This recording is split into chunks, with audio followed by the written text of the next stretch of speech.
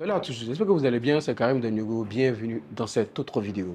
Aujourd'hui, j'ai bien envie de parler de la Chine. J'aime ce pays pour son développement en technologie. La Chine, c'est les smartphones. La Chine, c'est l'usine du monde de façon générale. Récemment, dans une vidéo que j'ai faite, je parlais d'une collaboration entre Huawei pour le développement d'une voiture de marque, une voiture de luxe qui s'appelle le Maestro S800. Une voiture presque autonome qui obéit au doigt et à l'œil de son conducteur ou de son propriétaire. C'est ça le niveau de développement en Chine.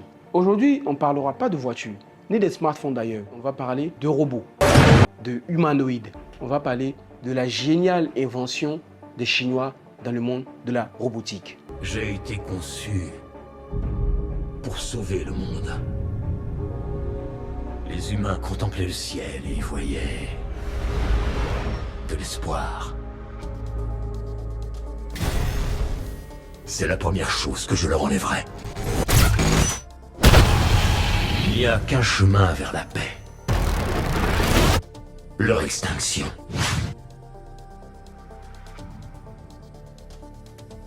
En 2004, avec le film iRobot de Will Smith, a vu naître l'idée selon laquelle les robots viendraient nous coloniser peut-être, ou les robots feraient partie de notre quotidien. Nous leur confions nos maisons, notre mode de vie, notre monde. Mais avons-nous raison de leur faire confiance? Le sujet traité dans ce film de Will Smith de 2004 est très intéressant parce qu'il parle d'un aspect super important qui est de savoir est-ce que les robots pourraient être dotés de conscience? Est-ce que les robots pourraient être réfléchis comme des humains? Est-ce que les robots auraient la capacité de prendre des décisions, de planifier des choses et surtout d'avoir des sentiments? Aujourd'hui, en 2026, on n'a peut-être pas atteint l'époque ou l'ère où on pourrait faire ressentir des émotions à des robots, mais croyez-moi, on a très vite évolué, on a très bien évolué, jusqu'à atteindre le niveau où un robot pourrait ou serait capable d'imiter des comportements, des actions, des mouvements humains.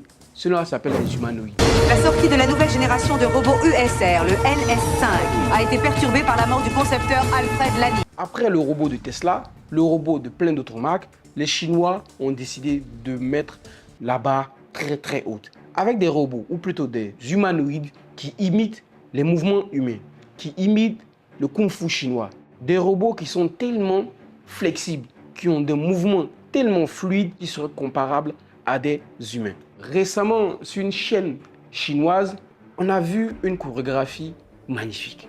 Des robots en train de faire des gestes comme s'ils étaient des humains. Ils faisaient des chorégraphies, une danse de kung-fu bien synchronisée, zéro défaut, perfection totale.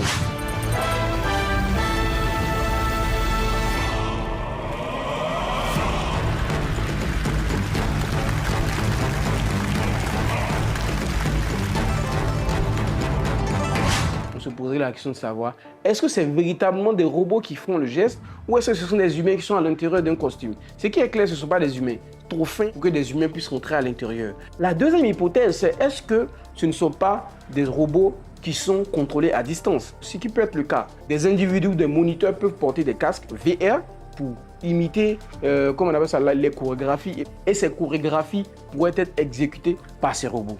Peu importe.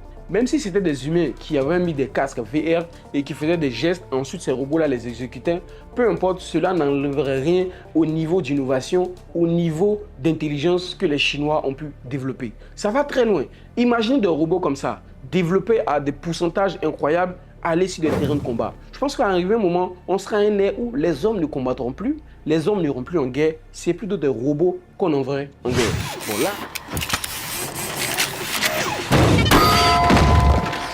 que c'est possible en fait, c'est réellement possible. Si on arrive à un ère où les robots arrivent à exécuter de tels mouvements, on arrive à un ère où les robots seraient capables de faire des courses, on arrive à un ère où des robots seraient capables de sauter, bien sûr qu'on sera à un ère où les robots pourraient être envoyés en mission de terrain, en mission de guerre, en mission de repérage. Mais je pense que le plus important à retenir dans cette séquence-là, c'est que les Chinois sont à notre niveau. Ce qui est intéressant aussi avec les robots, c'est qu'il y a une loi. Il y a une loi qui dit aux robots qu'ils n'ont pas le droit de s'attaquer aux humains. Un robot ne peut pas faire de mal à un être humain, c'est la loi numéro 1 de la robotique. Oui, je sais, les 3 lois. Le cercle parfait de la protection. Cette loi-là, elle existe. Imaginons un temps soit peu que les robots transgressent ces lois-là. chef. Les gens appellent pour dire que leurs robots vont... C'est pas vrai. Ah non. Les humains arrivent à transgresser les lois, à braver les interdits. Pourquoi est-ce qu'un robot ne ferait pas ça? Mes robots ne peuvent pas faire ça, ils ne tuent pas d'humains. Dans le fond, je crois que vous n'aimez tout simplement pas cette espèce. L'histoire des robots, c'est pas maintenant que ça a commencé et c'est pas prêt de se terminer maintenant. Les Chinois développent toujours, les Occidentaux développent toujours. Et l'Afrique dans tout ça, où en sommes-nous? Plus particulièrement la Côte d'Ivoire, où est-ce qu'on en est? C'est intéressant de poser ces questions-là parce que le monde ne peut pas avancer et puis l'Afrique va rester en retrait. Absolument pas. Ici en Côte d'Ivoire, heureusement, on a le championnat national de la robotique qui a été lancé. L'initiative permet aux jeunes, surtout aux jeunes filles, de s'immiscer dans l'univers des robots, de rentrer dans l'univers des automates, d'apprendre à configurer, à construire des robots. C'est un petit pas, mais c'est un grand pas, vu l'évolution qu'on veut atteindre. Ça veut dire qu'on n'est pas en retrait. On avance selon notre rythme, on avance selon notre cadence, mais le plus important, c'est de rester dans la dynamique parce qu'on est capable de faire des choses, on est capable de développer des situations, on est capable de faire aussi nos propres inventions et nos propres rôles. Cette vidéo, elle est longue certainement, mais elle vient de quelque chose, elle vient d'un constat très intéressant parce que j'ai vu, j'ai constaté, j'ai analysé, j'ai compris qu'il faut que nous aussi, Africains, les Ivoiriens, on puisse emboîter le pas à cette marche de l'évolution, à cette marche de la technologie pour permettre, pour montrer, pour démontrer encore en face de l'humanité que nous ne sommes pas qu'une nation du coup du marteau. Nous sommes une nation du coup de robots. On peut faire des robots, on peut en créer. Nous avons une intelligence ici.